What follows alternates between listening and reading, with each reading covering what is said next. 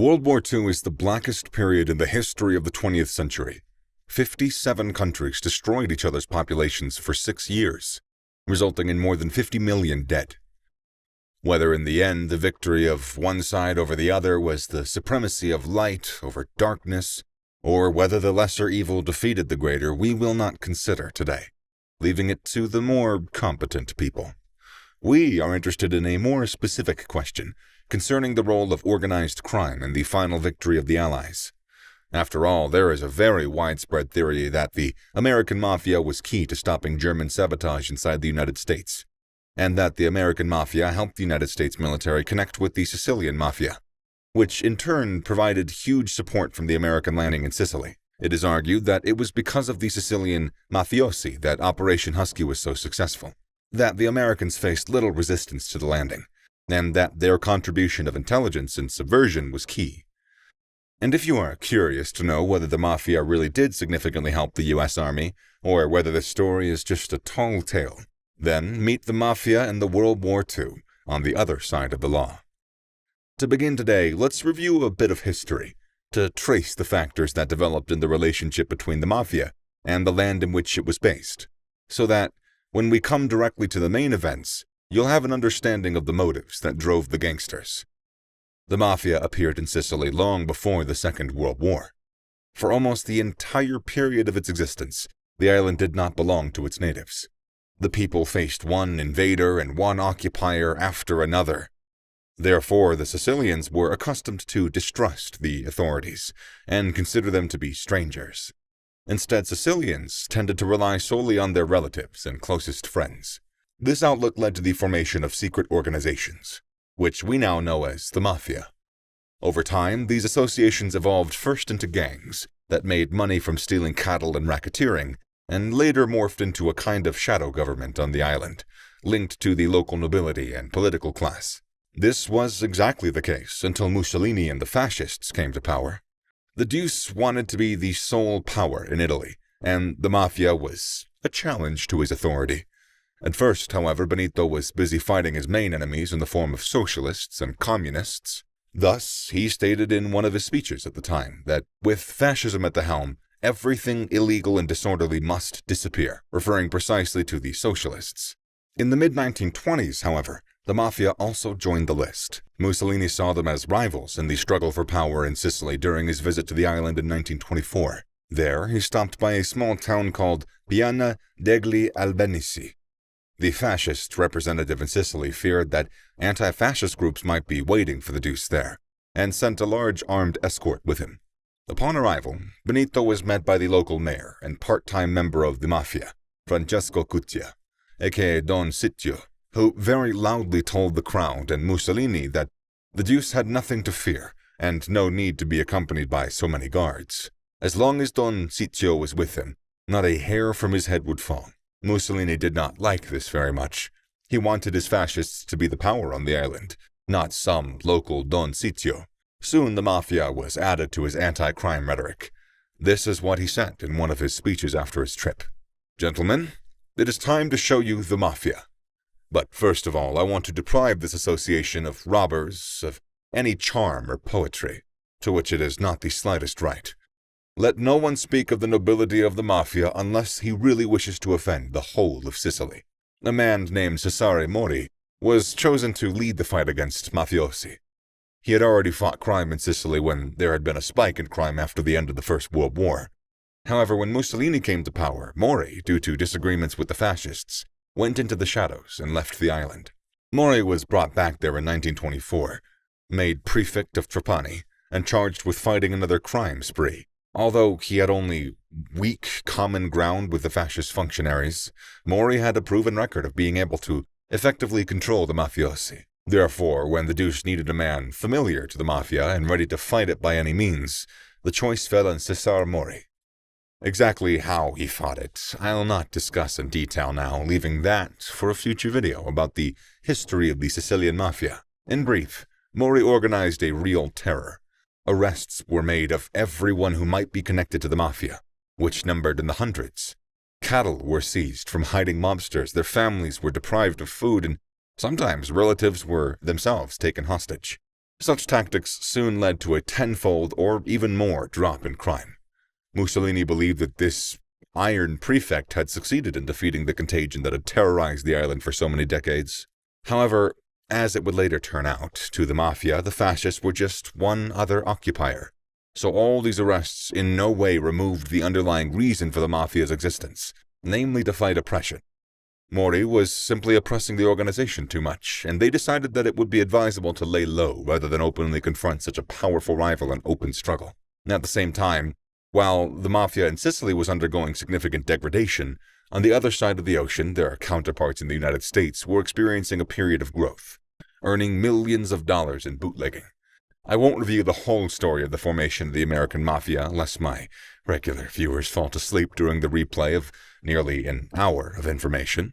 If you don't know the early history of the US Mafia, watch my video about it. I'll leave a link in the description, and then come back to this video. For now, I'll continue the story, assuming that you already know Luciano, Mangano, Genovese, Anastasia, and others.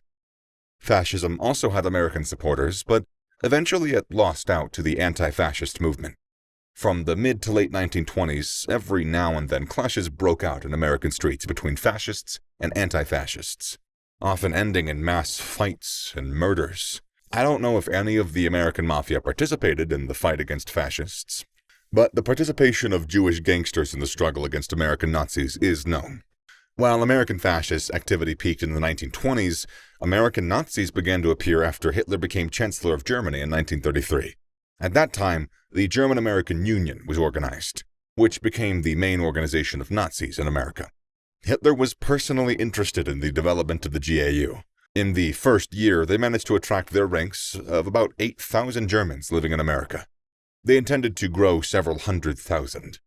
They opened German-language schools, published newspapers, and even organized local Hitler Youth to educate young people in the spirit of National Socialism. Such activities of the GAU were hated by the American Jewish communities, and they were not going to sit and wait for the results of its labors. Instead, the Jews decided to give battle. In New York, the fight was led by one of the city's key gangsters of the period, Meyer Lansky. Under his leadership, Jewish gangsters from about the mid to late 1930s made regular raids on Nazi meetings.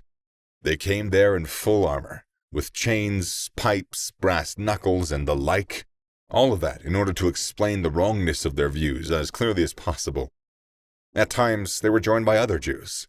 There was evidence that Jewish veterans of the First World War liked to drop in on such raids. All of this ended in the late 1930s with the decline of the American Nazis. However, the contributions of Jewish gangsters in the fight against them could have been even greater. In 1938, gangster Benjamin Bugsy Siegel was visiting his girlfriend, Countess Dorothy Di Frasso, in Italy. Di Frasso's husband was a fixture in the highest political circles, and Mussolini sometimes used his villa for intimate meetings with important leaders of other countries. And it just so happened that, at the moment when Bugsy was in Italy, Hermann Göring and Joseph Goebbels appeared in the villa.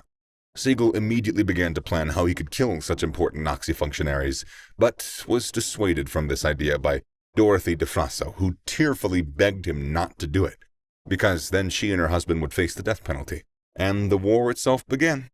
Initially, as you know, America remained neutral, entering the war only in 1941 after the attack on Pearl Harbor. But Hitler had begun sending spies and saboteurs into the United States even before that. The FBI learned of a network of 1939 that was gathering information about weapons and preparing a series of terrorist attacks on factories and important military infrastructure in case America entered the war. They were tipped off by a German immigrant named William Siebold. In 1939, he went to Germany to visit relatives, and there the Nazis attempted to recruit him because Siebold worked in an aircraft factory. He agreed to work for them, but told the American authorities about his recruitment. From that point until June of 1941, he worked as a double agent, allowing the FBI to uncover a network of more than 30 spies, which was completely dismantled by September of that year. Such a large operation of saboteurs who had managed to infiltrate many important defense enterprises frightened the American authorities quite a bit, and there was every reason to believe that Hitler would not stop there, but would send new spies. Most of all, the government feared for the most important American port, the port of New York, from which a lot of material aid to the Allies was already leaving, and would soon send ships of soldiers to Europe. And when, in February 1942, the ocean liner SS Normandie, which was being converted into a troop transport, burned right at the dock. It became very clear that counter-subversion activities in the docks had not been successful. The Normandie was valued at $56 million and would carry up to 10,000 soldiers at a time. Her loss was a devastating blow, but it had not yet been established exactly what caused the fire. According to one version, it was caused by trivial negligence of workers who were working on the ship. According to another, it was a deliberate case of sabotage by German saboteurs. According to the third theory, the Mafia had been involved on the orders of Charles Lucky Luciano, who was in jail at the time and who sought to force the government to come to him for help in solving the problem of coastal security, in return for a deal to reduce his sentence. The latter actually sounds very strange, for no one could guarantee that the burning of the Normandie would be the impetus for the authorities to cooperate with the underworld, because another response to this problem would seem a little bit more likely. In fact, however, this is exactly what happened. The authorities, in the form of naval intelligence, came to the Mafia for help in fighting the saboteurs, but the initiative came from them, and the option of cooperation had been considered long before that, and the decision to work with the Mafia was the result of long and detailed discussions about the benefits and possible consequences. Initially, naval intelligence approached a gangster named Joe Lanza, who was involved in racketeering in the port labor unions, as well as controlling the entire fishing trade. Lanza was under investigation at this point, but agreed to help naval military intelligence, even without direct promises of dropping the charges. It soon became known to Meyer Lansky, who had known Lanza for many years, that Lanza had cooperated with the authorities.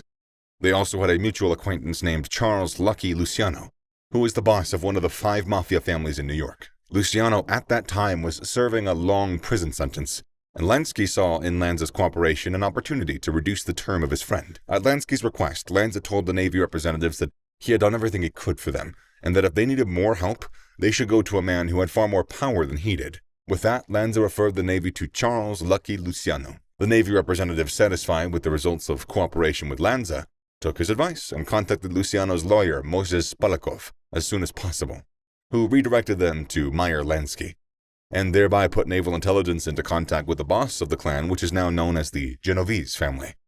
Luciano's terms of cooperation were exactly the same as Lansky's, and he was promised absolutely nothing in return, except for the opportunity to be proud of helping his country. Nevertheless, Luciano accepted the offer with only one condition. No one under any pretext should know about the cooperation, as it could end very badly for him in Italy, where he was to be deported at the end of his prison sentence. So, the Mafia and the U.S. authorities began to work together. Their cooperation began when Lanza helped the Navy establish contact with fishing vessels. The Navy entered into a confidential cooperation agreement with them, making them part of the submarine surveillance system. That is, the fishermen were now required to report any suspicious events, and especially anything that could be construed as submarines from which the Germans were landing their saboteurs. Lanza then helped to infiltrate intelligence agents on the fishing boats and in the transportation companies that were involved in moving fish from the harbor to the Fulton fish market. After that, the ball went to Luciano. Lansky and Frank Costello, who ran Luciano's family on the outside, were his links to both the Navy and the rest of the underworld. For Luciano did not run all of New York City, and had to negotiate with other crime bosses for help in their spheres of influence. In addition to what had already been done with Lanza, Luciano gave the authorities the opportunity to infiltrate the dockworkers community. This was most likely accomplished through interaction with the Anastasio brothers, who controlled part of Longshoremen's Union, and indeed the entire Brooklyn section of the port. Albert Anastasio was on good terms with Frank Costello, who could solve this issue with his comrade at Luciano's request. It is also known that in the lower Manhattan portion of the port, Luciano was assisted in making a deal with the authorities by racketeers named Joseph Ryan and Johnny Dunn. These Irish gangsters, as well as Anastasio, controlled the Longshoremen's Union and all of the illegal business at that port. Dunn was on good terms with Lansky and responded to his request. So the authorities, thanks to Luciano's connections, got eyes and ears in the most vulnerable place. Now, if someone said something on the pier or in a beach bar, it went straight to naval intelligence. If it was necessary to secretly load something on a ship for military reasons, the gangsters always found reliable people who would keep quiet. Sometimes it even came to the point that the gangsters eliminated possible saboteurs. Intelligence did not encourage it, but often just turned a blind eye. For example, they could tell Dunn to ask around about some people, because they might be spies, and then the next day Dunn would come in and say that they would never be able to spy again. Everyone understood what had happened, but Dunn continued to be at large. And to give you a better understanding of why it was so indispensable to get assistance from organized crime, I'll give you the words of one of the agents who worked with informants in the port. Here's what he said about recruiting before he worked with Luciano. We had great difficulty in finding reliable informants along the coastline. It was all because of the people who work on those piers. They didn't trust anyone who had anything to do with the authorities. They refused to talk, and they didn't care if it was military or civilian investigation. In their world, there would be serious retribution for that. But after their cooperation had begun, once my superiors made contact with the underworld, things went a lot easier. They just told us the place and the time.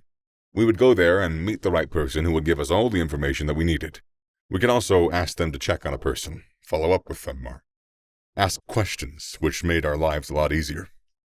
So, to summarize, before the authorities came to the underworld, they were, roughly speaking, knocking on a closed door, and after making contact, they had that door opened and were shown everything they wanted to find behind it. It's not known exactly how many sabotage operations were prevented due to the cooperation with the gangsters, but the fact that the last successful landing of German saboteurs called Operation Pistorius had happened before the cooperation began speaks volumes.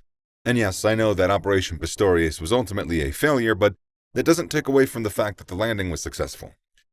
In addition to protecting the ports, gangsters were just as involved in the preparations for the landing of American troops in Sicily. Intelligence used them to gain a comprehensive knowledge of the local landscape. In general, more than 140 investigators were involved in the collection of information and preparation for the landing. Some of them worked with gangsters. Here's how one of the investigators described it. As I recall, the B-7 Division, or Counterintelligence Division, and the Investigations Division were continuously searching for logistical information about the enemy. And because of my personal knowledge of Sicily and local dialects, from time to time Commander Haffenden sent various individuals to me. I interviewed them, wrote down everything they said, and then passed all the information upstairs. And from Lieutenant Commander Charles Radcliffe Haffenden of the U.S. Office of Naval Intelligence, I was later told that they all came at the request of the Mafia. The people themselves may not have been connected with crime, but it was the Mafia that brought them to us. The Navy wanted to get every possible picture of every port in Sicily, every channel, and to get men who had recently come from Sicily and had a good knowledge of the coastline to get the most current information from them. At this stage of cooperation, 2 more names known to lovers of American Mafia history were also added. The first is Vincent Mangano, the boss of another New York Mafia family, who had good contacts with the Sicilian Mafia. He also spoke to intelligence at Luciano's request. Unfortunately, the subject of the discussion is not known. The second name was Joe Adonis, who helped out in the search for people who could help the Navy. There was even a case where he kidnapped a man in the United States who was the mayor of a small town in Sicily. He convinced him to talk to intelligence, and after the conversation, he let him go.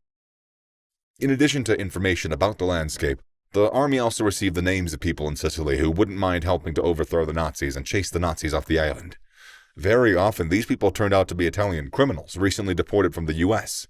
It was with them that the military established the first contacts during the landing, and then, if necessary, through these people the army connected to the local mafiosi. Small groups of military scouts, who went ahead of the assault troops, were engaged in establishing contacts.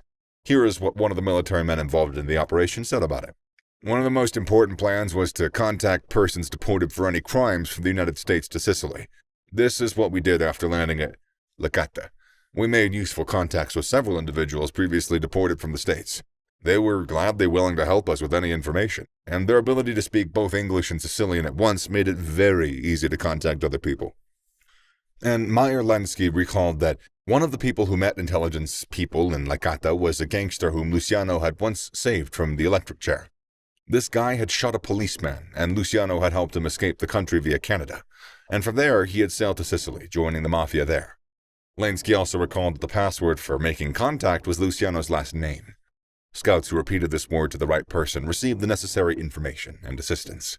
The help was very diverse, from trivial navigation directions to joint armed sabotage. So, near the same Licata, local mafiosi helped intelligence to attack the headquarters of the Italian Navy. They forcibly repossessed the villa where it was located and seized the most important documents. In particular, there was a plan to mine the Mediterranean Sea. Knowing it, the Allies could move much more safely on their ships. However, this issue was not without mythologizing. Some cases of mafia assistants were described as if their mere appearance would make the enemy run for their lives, which of course was not the case. For example, when a mafia leader from the town of Villalba named Cologero Vizzini, aka Don Carlo, met the American military, his usefulness was described in a similar way. According to the legend, Don Carlo was taken by American soldiers in order for him to be able to help the offensive of American troops by use of his authority with people. And he didn't fail. A couple of his men snuck into the enemy camp and persuaded them, on Don Carlo's behalf, to surrender a third of the group that stood in defenses of the road to Palermo. They then captured the group's commander-in-chief, which forced the remainder to retreat, winning the battle for the Americans without a single shot having been fired. In reality, that didn't happen, for according to military records, there was no resistance as such in that area. The Americans here and there met small groups of a few hundred people, and that's it. And this story belongs to the journalist Michel Pantaleon. The first part of it, where Don Carlo was taken away by the American military, is quite true, but where the second part came from is a very good question for which I got no answer. The real story of that day was told by Luigi Lumia, who was the mayor of Villalba, and had gone with Don Carlo that day with the military. The Americans had been engaged in a skirmish with the enemy the day before, which had caused the dry fields to catch fire, leading to explosions of ammunition left behind by the hastily retreating Italians. And since there were a lot of explosions, the Americans decided to check with the locals to see if they had come across a large group. It was for this that Don Carlo was taken for questioning, and was immediately released as soon as he answered all the questions. Overall, the assistance of the Sicilian Mafia in the invasion was helpful, but by no means determinative. They gave the Allied forces the necessary information, occasionally helped intelligence and armed sabotage, but certainly did not disperse the enemy troops with a single word. We should not forget that the Nazis had driven them underground, depriving them of the lion's share of their power and influence, and the Allied troops won in Sicily not thanks to mafiosi, but thanks to their military skills and the extreme demoralization of Italian soldiers, for the most part, didn't want to fight. As soon as Sicily was captured, the power here passed into the hands of the Allied troops, who organized a provisional government called the Allied Military Government of Occupied Territories, or the AMGAT. And almost immediately, the new bosses faced a huge problem called the black market, the lion's share of which was controlled by the mafiosi, who came out of the underground the moment that it became clear that the fascist regime no longer threatened their existence. I've already touched on this topic a little bit in the video about Vito Genovese, and I now suggest that you listen to an excerpt about how Genovese's black market operation was organized, because he was not the only one who acted in this way, and this example is a great illustration of the structure of the underground trade at that time. Vito very soon bribed a dozen soldiers to help him transport stolen essential goods from the warehouses of Naples. Flour, oil, salt, and similar things, which were in acute shortage in Italy, were first taken from food warehouses in various ways. Then, bribed soldiers transported the goods to the countryside on military trucks. And here, the contents of the trucks were transferred to civilian vehicles, which took the goods to the market. The trucks were burned right at the place of transfer. Here's another typical example of the problem faced by the provisional government in Corleone. In addition to stealing and selling foods from warehouses, the mafiosi also became middlemen between farmers and buyers, making grain more expensive than it should have been. The authorities decided to get rid of the problem and sent soldiers to discuss the issue with the farmers. When the soldiers arrived at the sites, they were faced with a massive lack of cooperation. It was evident that the farmers were intimidated. They did not want to sell grain directly, pretending to have lost the keys to warehouses or hid food in advance. The military government, of course, tried to solve the problem, but, to be honest, they dealt with the effect, not the cause. They fought the black market trade as best they could, but they did not target those who actually controlled it. They needed order in the here and now, and the military were not interested in the long game, so no one touched the mafia as an organization.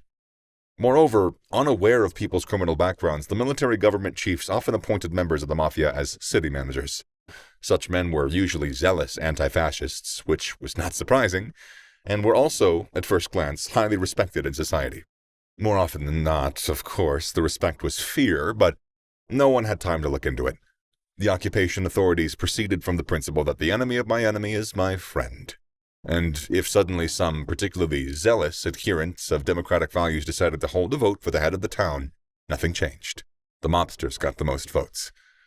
And it turned out that after almost 2 decades of persecution by the fascists, the secret organization, which seemed to have then destroyed, had in fact quietly existed in the underground, and as soon as the opportunity arose, it literally regained all of its lost power and influence within a couple of years.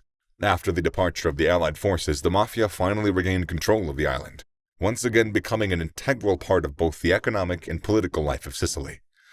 They would even attempt to create an independent Sicily by supporting separatist groups.